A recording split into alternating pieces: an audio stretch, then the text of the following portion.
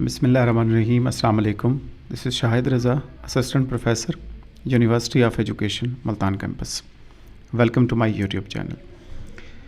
In this lecture, we are going to discuss about important topic in assessment, educational assessment, and that is scoring rubric. A rubric is a word or section of text that is traditionally written or printed in red ink for emphasis. देखिए पहले जो manuscript हुआ करते थे, सदियों से जो writings हैं, जो किताबें हैं, तो उनमें ख़ास तौर पर अगर ज़रूरत होती थी कि किसी वर्ड को या सेक्शन ऑफ टेक्स्ट को आपने हाईलाइट करना है, आपने उसके ऊपर जोर देना है, एम्फसिस करना है, तो उसको रेड इंक यूज़ करके आप उसको करते थे। तो जितने भी वर्ड्स रेड में शो होते थे या अंडरलाइन होते थे, उसको रुब्रिक कहा जाता था। हम यहाँ बात कर रहे हैं स्कोरिंग रुब्रिक की। आगे जाके हम बात करेंगे कि इसको क्यों यूज़ किया जाता है और इसके साथ इसकी मेन टाइप्स कौन सी हैं और असेसमेंट में इसको क्यों यूज़ किया जाता है। तो सबसे पहले हम देखेंगे why use rubrics. Actually they provide और help eliminate biasness they may come from subjective assessment. देखिए एक होती है ऑब्जेक्टिव असेसमेंट, जैसे MCQs हैं, तो उसकी तो की रिस्पॉन्स आपने पहले बनाया होता है और अकॉर्डिंगली उसमें से जो ठीक ऑप्शन होता है उसको आप चेक करते हैं, उसका आप मार्किंग कर देते हैं। वहाँ पे बायसनेस नहीं हो सकती, यानी एक टीचर की, एग्जामिनर की पसंद नापसंद नहीं हो सकती। लेकिन जब आप सब्जेक्टिव असेसमेंट की बात करते हैं, ख़ास तौर पर एसे टाइप और ओपन एंडेड क्वेश्चन की बात करते हैं, जिसमें स्टूडेंट्स ने खुद से लिखना होता है और वेरिएशंस हैं और डिफरेंट वर्जन्स हैं, सबका अपना अंदाज़ है लिखने का, अपना पॉइंट ऑफ व्यू है, अपने अल्फाज हैं, अपनी एग्जांपल्स हैं, उसने किसी भी बच्चे ने अपने तरीके से उसको एलेबोरेट करना है। तो वहाँ पे जब आप इतने वेरिएशंस को एक टीचर चेक कर रहा होता है जवाब, तो उसमें बायसनेस और टीचर की पसंद नापसंद आने का चांस होता है। इस बायसनेस को एलिमिनेट करने के लिए या मिनिमाइज करने के लिए अगर रुब्रिक डिज़ाइन कर लिया जाए तो इससे, इस मसले से, प्रॉब्लम से हम बहुत हद तक बच सकते हैं और हमारी जो असेसमेंट है और मार्किंग है वो बेहतरीन हो सकती है, इसलिए इसका यूज़ किया जाता है। Number next is it create sense of fairness, यानी फेयर मार्किंग होगी, बेहतरीन मार्किंग होगी। और नेक्स्ट इट प्रोवाइड्स यूनिफॉर्मिटी। इसको समझिए इस पॉइंट को। एक स्टूडेंट का पेपर है, ऐसे टाइप ओपन एंडेड क्वेश्चन है और उसमें डिफरेंट वेरिएशंस हैं, हर बच्चे ने अपना अपना तरीके से उसको लिखा है। एक टीचर चेक करता है उसको मार्क कर देता है, नंबर दे देता है, वो मसलन 10 में से 8 नंबर देता है। वही पेपर आप उठा के किसी और टीचर को देते हैं तो मे बी वो टीचर दूसरा जो है उसको 8 नंबर ना दे, उसको 6 नंबर दे, 5 नंबर दे, 4 नंबर दे। तो ऐसा मुमकिन है। तो इसमें यूनिफॉर्मिटी लेके आने के लिए रुब्रिक डिज़ाइन कर लिया जाए। अगर रुब्रिक्स को अकॉर्डिंगली उसके डिज़ाइन करके फिर मार्क किया जाए तो ये यूनिफॉर्मिटी क्रिएट करती है, पॉसिबिलिटी होती है कि आपके रिजल्ट्स यूनिफॉर्म हों। इसके बाद प्रोफेशनल मार्किंग के तौर पे अगर आपने मार्किंग प्रोफेशनलिज्म के साथ करनी है और आप चाहते हैं कि आपकी मार्किंग प्रोफेशनल हो तो रुब्रिक यूज़ किए जाते हैं। इसके बाद इजी स्कोरिंग, जब आप रुब्रिक डिज़ाइन कर लेते हैं तो आपकी स्कोरिंग बहुत ही इजी हो जाती है, आपकी टाइम सेविंग हो, इसे कह सकते हैं कि वक्त की बचत होती है, जल्दी आप उसमें स्कोर कर लेते हैं। Number next is proper feedback. देखिए रुब्रिक्स से आप जो स्कोरिंग करते हैं, स्टूडेंट्स के क्वेश्चंस के जो आंसर्स हैं उसको चेक करते हैं, तो प्रॉपर फीडबैक देने के काबिल होता है एक टीचर अगर वो रुब्रिक के अकॉर्डिंगली उसकी मार्किंग कर रहा है। तो ये कुछ यूजेस हैं रुब्रिक्स के जो एक टीचर असेसमेंट में और स्पेशली सब्जेक्टिव असेसमेंट में, ओपन एंडेड क्वेश्चंस में और ऐसे टाइप क्वेश्चंस में यूज़ कर सकते हैं। Scoring rubrics. स्कोरिंग रुब्रिक्स क्या होता है? It's written guide that helps you score constructed response item is typically referred to as scoring rubric. देखिए एक रिटन गाइड है, एक तरीक़ाकार है, आपने लिखा हुआ है कि उसके अकॉर्डिंगली आपने कंस्ट्रक्टेड रिस्पॉन्स आइटम्स को स्कोर करना है। तो ये जो रिटन गाइड है ये कहलाती है scoring rubrics. Number next is for restricted response essay type items at the lower level of the cognitive domain, for example knowledge, comprehension, application and analysis. The criteria for scoring can often be specified by writing a sample answer or simply listing the major elements. Restricted response जो एसे type items होते हैं, जिसमें basically cognitive domain को सामने रखते हुए lower levels जो cognitive domain है उसको आप अकॉर्डिंगली चेक करना चाहते हैं, जिसमें नॉलेज, कंप्रीहेंशन, एप्लीकेशन और एनालिसिस आ सकता है, तो उसका स्कोरिंग क्राइटेरिया कैसे होगा उसको आप स्पेसिफाई कर देते हैं, उसको आप सैंपल के तौर पे उसको लिख लेते हैं और मेजर एलिमेंट्स को आप लिख कर सामने रख लेते हैं और अकॉर्डिंगली आप उसको मार्क करते हैं पेपर को। तो इसके लिए स्कोरिंग रूब्रिक्स जो हैं वो बहुत ज़्यादा हेल्प करते हैं टीचर की। इसके बाद अगर आप एक्सटेंडेड रिस्पॉन्स आइटम्स को चेक करना चाह रहे हैं और जिसमें higher levels of cognitive domain शामिल है, जिसमें कम्प्लेक्स रूब्रिक्स डिज़ाइन करने पड़ जाते हैं, रिक्वायर्ड होते हैं, तो उसके लिए आप फिर कम्प्लेक्स रूब्रिक्स जो है वो डिज़ाइन करते हैं। और कैसे करते हैं, इसकी टाइप्स क्या हैं, आगे जाके हम देखते हैं। और ये जो एक्सटेंडेड रिस्पॉन्स आइटम्स हैं, इसमें ख़ास तौर पर जो पहले हमने बात की थी lower level of cognitive domain की, जिसमें नॉलेज, कंप्रीहेंशन, एप्लीकेशन और एनालिसिस था, यहाँ पे दो और आखिरी जो लेवल्स होते हैं जिसको आप हायर लेवल कह सकते हैं, उसमें सिंथेसिस शामिल है और इवैल्यूएशन शामिल है। ये जो दो लेवल हैं इनको आप जायज़ा लेते हैं और चेक करते हैं कि बच्चे इस लेवल तक किस तरीके से किसी चीज़ को अंडरस्टैंड करते हैं और डेमोस्ट्रेट करते हैं, उसको लिखते हैं। तो एक जो न्यू रिस्पॉन्स आ सकता है बच्चों की तरफ से, नॉवल रिस्पॉन्सेज आ सकते हैं जो एक टीचर एक्सपेक्ट करता है बच्चों से, तो उसके हवाले से स्कोरिंग रूब्रिक्स डिज़ाइन किए जाते हैं, अकॉर्डिंगली उसको मार्क किया जाता है। हम अगर टाइप्स ऑफ रूब्रिक्स की बात करें तो दो तरह के रूब्रिक्स की टाइप्स हैं बेसिकली। एक को होलिस्टिक स्कोरिंग रूब्रिक कहते हैं और एक को एनालिटिक स्कोरिंग रूब्रिक कहते हैं। Holistic rubrics are often less detailed than analytic rubrics. जो होलिस्टिक रूब्रिक्स होते हैं वो एनालिटिक रूब्रिक्स से लेस डिटेल्ड होते हैं, यानी इतने ज़्यादा डिटेल्ड नहीं होते। They are easier to develop and scoring usually proceed faster, यानी ये जल्दी आप उसको डेवलप कर लेते हैं होलिस्टिक स्कोरिंग रूब्रिक को as compare to analytic rubric, और स्कोरिंग भी इसकी जल्दी हो जाती है। Their primary disadvantage is that they don't provide specific feedback to students about the strengths and weaknesses of their responses. So this is the main disadvantage of holistic scoring rubric, that they don't provide specific feedback to students. Students को जो proper feedback आपने देनी होती है, provide करनी होती है specific, उनकी स्ट्रेंथ क्या है, उनके वीक पॉइंट्स क्या हैं, वीक एरियाज़ क्या हैं जो आंसर वो लिख रहे हैं, तो उसके हवाले से ये आपको कंप्लीट इन्फॉर्मेशन प्रोवाइड नहीं करते होलिस्टिक स्कोरिंग रूब्रिक। और इसके बाद हम अगर एनालिटिक स्कोरिंग रूब्रिक की बात करें तो उसमें डिटेल्ड आप मार्किंग करते हैं, हर एक चीज़ का जायज़ा लेते हैं, तजिया करते हैं। An advantage of analytic scoring rubric is that they provide specific feedback to students regarding the adequacy of their responses in different areas. तो यहाँ पे आप स्पेसिफिक फीडबैक बच्चों को दे पाते हैं, इस काबिल हो जाते हैं आप कि ये आपको मौका फराहम करते हैं कि आप बच्चों को स्पेसिफिक फीडबैक दें, उनकी स्ट्रेंथ क्या है, उनके वीक एरियाज़ कौन से हैं, वीकनेसेस कहाँ पे हैं, और जो रिस्पॉन्सेज उन्होंने दिए हैं, जो आंसर उन्होंने लिखा है वो एडिक्वेट है या नहीं है, वो अप्रोप्रिएट है या नहीं है, उसमें रेलेवेंसी है या नहीं है। तो इसके साथ साथ आपको कंप्लीट इन्फॉर्मेशन प्रोवाइड करते हैं बच्चों के जितने भी आंसर होते हैं उसके हवाले से ये analytic scoring rubrics.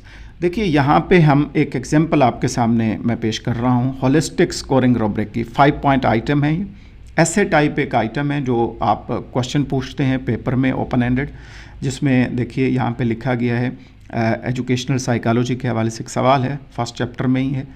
Compare and contrast structuralism with functionalism school of thought in psychology. Give examples of the ways they are similar and the ways they differ. यानी आप कंपैरिजन करें और कंट्रास्ट करें दोनों स्कूल ऑफ थॉट का, structuralism का और functionalism का साइकोलॉजी में, और फिर एग्जाम्पल दें कि किस तरीके से वो सिमिलर हैं और किस तरीके से वो डिफरेंट हैं दोनों एक दूसरे से। ये एक सवाल पूछा है आपने बच्चों से और बच्चों ने इसके बारे में अपनी अपनी राय पेश करनी है, अपने अपने पॉइंट ऑफ व्यू को रखना है और अपने अंदाज से उसको लिखना है। तो इसको आप किस तरीके से बनाएंगे होलिस्टिक स्कोरिंग रूब्रिक, ताकि इसके अकॉर्डिंगली आप बच्चों के क्वेश्चंस का जो जवाब आएगा उसको आप देख सकें और मार्किंग प्रॉपर कर सकें। तो देखिए इसके 3 कॉलम बने हुए हैं। लेफ़्ट पे आपको नज़र आ रहा होगा क्लासिफिकेशन, दरमियान में आप देख रहे हैं डिस्क्रिप्शन और राइट साइड पे आप देख रहे हैं रेटिंग। क्लासिफिकेशन में आप क्लासीफाई कर देते हैं डिफरेंट लेवल्स को, excellent, good, average, marginal, poor, very poor. इसमें आप और भी चेंज कर सकते हैं। एक टीचर जब बना रहा होगा तो वो अपने हवाले से, अपने हिसाब से वो लेवल्स को मुतय्यन कर सकता है। बट ये एक एग्जांपल के तौर पे मैंने यहाँ पे दी है। एक्सीलेंट में अब आप एक्सीलेंट की डिस्क्रिप्शन लिखेंगे कि किसे आप एक्सीलेंट कहेंगे। बच्चा जो लिखेगा डिफरेंट जवाब आ सकते हैं या डिफरेंट जो रिप्लाई आएगी बच्चों की, उसके हवाले से आप किसको एक्सीलेंट समझेंगे, ये आप पे डिपेंड करता है कि आप किस तरीके से उसको लिखेंगे। डिस्क्रिप्शन फॉर एग्जांपल यहाँ पे जो दी है मैंने, the student demonstrated a thorough understanding of both school of thoughts, this is an exemplary response. ये आप देखना चाहते हैं कि आप एक्सीलेंट उसे कहेंगे कि जिसमें एक बच्चा जो है दोनों स्कूल ऑफ थॉट की अंडरस्टैंडिंग रखता है और उसको उसने डेमोस्ट्रेट किया है, उसको उसने पेश किया है, लिखा है और एग्जाम्पलरी रिस्पॉन्स दिया है, मिसाली रिस्पॉन्स उसने दिए। आपको लगा है कि this is an exemplary response from that student, तो इसको आप एक्सीलेंट मानेंगे और इसकी रेटिंग आपने रखी है 5 मार्क्स आप देंगे। Number next is good classification, यानी इससे थोड़ा कम लेवल है और आपने लिखा the student demonstrated a good understanding of both school of thoughts and could describe similarities and differences and give examples. यानी आप ये कहना चाह रहे हैं कि अगर बच्चा सिमिलैरिटीज़ और डिफरेंसेस में अंडरस्टैंडिंग रखता है और अपने थॉट्स में क्लियर है और उसको लिख देता है विद एग्जांपल्स, तो आप समझते हैं कि अगर ऐसा जवाब आया है बच्चे की तरफ से तो इसे आप गुड कहेंगे और इसकी रेटिंग आपने 4 रखी है, यानी 4 नंबर देंगे आप। इसके बाद है average classification number 3, depth of understanding was limited and there were gaps in knowledge. आप डिस्क्राइब कर रहे हैं कि जो बच्चे ने लिखा है वो लिमिटेड थी अंडरस्टैंडिंग और जो नॉलेज था वो प्रॉपर नहीं था, कंप्लीट नहीं था, वहाँ पे बहुत सारी मिस्टेक्स थी, गैप्स थे जो बच्चे ने छोड़ दी हैं, चीज़ें वो होनी चाहिए थी वहाँ पे, वो नहीं कर पाया। इसे आप कहेंगे एवरेज और इसको आप रेटिंग देंगे 3। यानी अगर ये चीज़ सामने आपको नज़र आई है किसी सवाल के जवाब में बच्चे की तरफ से तो उसको 3 नंबर देंगे आप। नेक्स्ट है मार्जिनल, इसको डिस्क्राइब कर रहे हैं आप as a teacher, the student showed limited understanding of school of thoughts, यानी उनकी स्कूल ऑफ थॉट की अंडरस्टैंडिंग बच्चे के पास बहुत ही लिमिटेड थी। Some information was clearly inaccurate, और कुछ जो उसने लिखा वो बहुत ही इनएक्यूरेट था, एक्यूरेसी थी ही नहीं। Examples were irrelevant and not applicable, यानी जो मिसालें पेश की है बच्चे ने उसमें दोनों स्कूल ऑफ थॉट में, वो उसमें रेलेवेंसी नहीं थी, इररेलेवेंट थी और एप्लीकेबल नहीं थी, तो इसलिए आपने रेटिंग इसकी रखी मार्जिनल की 2, यानी ऐसी चीज़ सामने आई है तो आप 2 नंबर देंगे उस सवाल के। इसके बाद आता है पुअर, यानी जो क्लासिफिकेशन है 5वें नंबर पे वो पुअर है। इसको डिस्क्राइब कर रहे हैं the student showed very little understanding of both school of thoughts, बच्चे के पास दोनों स्कूल ऑफ थॉट की बहुत ही कम अंडरस्टैंडिंग थी। The student was not able to describe any similarities or differences, और बच्चे को नहीं पता था कि कैसे सिमिलैरिटीज़ लिखनी है, कैसे डिफरेंसेस उसने पेश करने, वो नहीं जानता था। तो इसको आपने रेटिंग दी है 1, यानी 1 नंबर देंगे आप। और इसके बाद है वेरी पुअर, सबसे कम, और इसके बारे में आपने डिस्क्राइब किया वेरी पुअर किसको कहेंगे, तो आपकी डिस्क्रिप्शन ये है the student showed no understanding of the school of thought, यानी उन स्कूल ऑफ थॉट के बारे में बच्चे की कोई अंडरस्टैंडिंग थी ही नहीं, तो इसको आप 0 मार्क्स देंगे। तो ये एक क्लासिफिकेशन है, इसकी डिस्क्रिप्शन है और रेटिंग है 5 पॉइंट आइटम, और इसे कहते हैं होलिस्टिक स्कोरिंग रूब्रिक। नेक्स्ट हम बात करते हैं इसके अकॉर्डिंगली आप मार्किंग करते हैं सामने रखते हुए। उसके बाद आता है एनालिटिक स्कोरिंग रूब्रिक, और एनालिटिक स्कोरिंग रूब्रिक क्या है, इसमें 15 पॉइंट आइटम यूज़ किया गया। ऐसे टाइप वही सवाल है, कंपेयर एंड कंट्रास्ट, दोनों school of thought and psychology, और गिव एग्जांपल्स। और यहाँ पे देखिए 5 आपको कॉलम नज़र आ रहे होंगे, एरिया है लेफ़्ट साइड पे, फिर 4 ऑप्शन है उसमें, जिसमें एक पुअर है उसको 0 पॉइंट्स दिए गए हैं, एवरेज है 1 पॉइंट दिया गया है, अबव एवरेज है 2 पॉइंट्स दिए गए हैं और एक्सीलेंट है 3 पॉइंट्स दिए गए हैं। ये एनालिटिक स्कोरिंग रूब्रिक्स है, यानी आपको मैं पहले बता चुका हूँ कि एनालिटिक स्कोरिंग रूब्रिक में डिटेल इन्फॉर्मेशन आप लेते हैं, बच्चे की जायज़ा लेते हैं, तजिया करते हैं, हर एक एंगल से चेक करते हैं, और ये ज़्यादा आपको बेहतर फीडबैक देता है अगर आप एनालिटिक स्कोरिंग रूब्रिक को सामने रखते हुए डिज़ाइन करके आप पेपर मार्क कर रहे हैं। तो एरिया में बहुत सारी चीज़ें आप लिख सकते हैं, जैसे मैंने यहाँ लिखी हैं एग्जाम्पल के तौर पे, the student demonstrated and understanding of structuralism school of thoughts, यानी एक एक करके आप इसका जायज़ा ले रहे हैं एरिया में। आप ये देखना चाह रहे हैं कि बच्चे ने जो जवाब दिया है ऐसे टाइप ओपन एंडेड क्वेश्चन का, तो सब्जेक्टिव उसमें क्वेश्चन का, तो उसमें आप देख रहे हैं कि बच्चों की स्ट्रक्चरलिज्म स्कूल ऑफ थॉट के हवाले से अंडरस्टैंडिंग बहुत अच्छी थी। तो इसके हवाले से आप देखते हैं कि पुअर थी, एवरेज थी, अबव एवरेज थी या एक्सीलेंट थी। तो अगर तो एक्सीलेंट है तो 3 पॉइंट्स 3 नंबर दे देंगे, अबव एवरेज है तो 2 नंबर दे देंगे, एवरेज है तो 1 नंबर दे देंगे, और अगर पुअर समझते हैं आप तो फिर 0 आप असाइन कर देंगे। सेकेंड वन, एरिया में the student demonstrated and understanding of functionalism school of thought, यानी यहाँ पे आप देखते हैं पहले स्ट्रक्चरलिज्म था, अब फंक्शनलिज्म। आप फंक्शनलिज्म को सामने रखते हुए ये चारों ऑप्शंस हैं और इसमें पॉइंट्स हैं, इसके अकॉर्डिंगली आप मार्किंग कर देंगे। थर्ड वन, एरिया में the student was able to compare and contrast the both school of thought and psychology, यानी बच्चा इस काबिल था कि दोनों स्कूल ऑफ थॉट को साइकोलॉजी में कंपेयर भी कर सकता था और कंट्रास्ट भी कर सकता जो उसका जवाब है। तो इसी तरीके से आप देखेंगे, अगर कर सकता था बहुत अच्छा तो एक्सीलेंट 3 पॉइंट्स, अगर उससे कम कर सका है तो उसको अबव एवरेज 2 पॉइंट्स, अगर एवरेज था तो 1 पॉइंट और नहीं कर सका तो पुअर 0 पॉइंट असाइन कर देंगे। और फोर्थ वन इस एरिया में the student was able to present relevant and clear examples highlighting similarities and differences. आपने ये देखा कि बच्चे ने जो जवाब दिया है उसमें एग्जांपल्स कोट किए हैं, तो उसमें हाईलाइट किया है कि सिमिलैरिटीज़ और डिफरेंसेस क्या हैं, और एग्जांपल्स जो हैं वो रेलेवेंट थी या इररेलेवेंट थी। तो इसके हवाले से आप पुअर, एवरेज, अबव एवरेज और एक्सीलेंट के हवाले से पॉइंट्स असाइन कर सकते हैं। Last one, the response was clear, well organised and showed a thorough understanding of the material. जो रिस्पॉन्स बच्चे का था वो क्लियर था आपके मुताबिक और वेल ऑर्गेनाइज्ड था और उसमें थारो अंडरस्टैंडिंग थी मटेरियल की। आप समझते हैं कि बहुत अच्छा था तो एक्सीलेंट, अबव एवरेज था तो 2 पॉइंट्स, एवरेज था तो 1 पॉइंट, और अगर समझते हैं कि बहुत ही पुअर थी कंडीशन तो 0 पॉइंट असाइन करेंगे।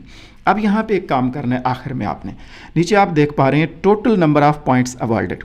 अब जितने भी आपने वहाँ पे जो आपने पॉइंट्स असाइन किए हैं उनको आप टोटल कैलकुलेट कर लेंगे और टोटल नंबर जो है कि आफ्टर कैलकुलेशन आप यहाँ पे लिख देंगे total number of points awarded, और इसके मुताबिक आप स्कोरिंग करेंगे, मार्किंग करेंगे, और ये कहलाता है एनालिटिक स्कोरिंग रूब्रिक, जो डिटेल्ड इन्फॉर्मेशन देता है, जो हर तरह से आप तजिया करते हैं, जायज़ा लेते हैं किसी भी सवाल के जवाब का, और इस तरीके से प्रॉपर फीडबैक प्रोवाइड करते हैं आप बच्चे को। और आखिर में एक चीज़ आपने याद रखनी है, वो ये है कि जो भी आपने रूब्रिक डिज़ाइन किया है वो होलिस्टिक रूब्रिक था या एनालिटिक रूब्रिक था, उसको आपने सामने रखना है और फिर उसके अकॉर्डिंगली आपने स्कोरिंग करनी है। और अगर आप उसके अकॉर्डिंगली स्कोर करते हैं, मार्किंग करते हैं, तो उससे एक फेयरनेस आती है, बायसनेस नहीं आती, आपकी पसंद नापसंद शामिल नहीं होती, और आप बेहतरीन तरीके से उसको चेक करते हैं, और जो प्रॉपर फीडबैक हो सकता है बच्चों को जो आप प्रोवाइड करेंगे उसमें बहुत ज़्यादा ये हेल्प करता है आपका। आई थिंक आपको क्लियर हो गया होगा कि रूब्रिक्स क्या होते हैं, उसकी टाइप्स क्या हैं, उसका यूज़ क्या है, और किस तरीके से बेहतरीन रूब्रिक डिज़ाइन किए जा सकते हैं। नेक्स्ट वीडियो में इंशाल्लाह दोबारा मुलाकात होगी। अपना ख्याल रखिएगा। अल्लाह हाफ़िज़।